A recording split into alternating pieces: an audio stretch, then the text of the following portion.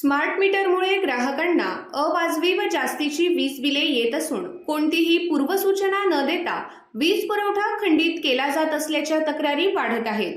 तसेच smart meter सक्तीचे नसतानाही ग्राहकांची संमती किंवा पूर्वकल्पना न देता ते बसवले जात असल्याने नागरिकांमध्ये तीव्र नाराजी पसरली आहे। ही प्रक्रिया तात्काळ थांबवावी, अन्यथा व्यापक जनआंदोलन उभारले जाईल असा इशारा माजी आमदार संजय चव्हाण यांनी दिला।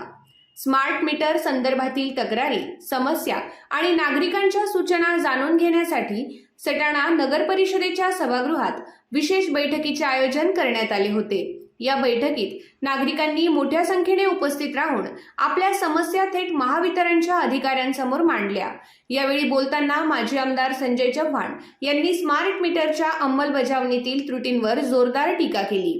ग्राहकांना विश्वासात न घेता मीटर बसवण्याची पद्धत चुकीची असून नागरिकांच्या अडचणींचा विचार करणे आवश्यक असल्याचे त्यांनी सांगितले।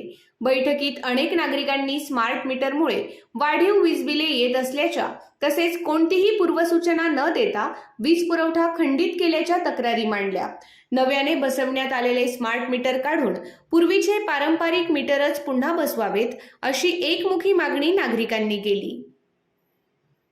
या बैठकीस नगराध्यक्ष हर्षदा पाटील, उपनगराध्यक्ष सुमित वाघ, भाजप नेते डॉक्टर विलास बच्छाव, बिंदुशेठ शर्मा, नगरसेवक मंगेश खैरनार, प्रशासकीय अधिकारी हिरालाल कापडनीस, सामाजिक कार्यकर्ते दिनूआबा सोनवणे, सीडी सोनवणे, रवींद्र सोनवणे, पोपट बच्छाव, संदीप खैरनार, ग्राहक मंचाचे बापू बागुल, विलास सोनवणे यांच्यासह महावितरणचे अधिकारी व नागरिक मोठ्या संख्येने उपस्थित होते। बैठकीत उपस्थित नागरिकांनी स्मार्ट मीटरच्या अंमलबजावणीबाबत पारदर्शकता राखण्याची, ग्राहकांना पूर्वसूचना देण्याची तसेच त्यांच्या तक्रारींचे तातडीने निराकरण करण्याची मागणी केली।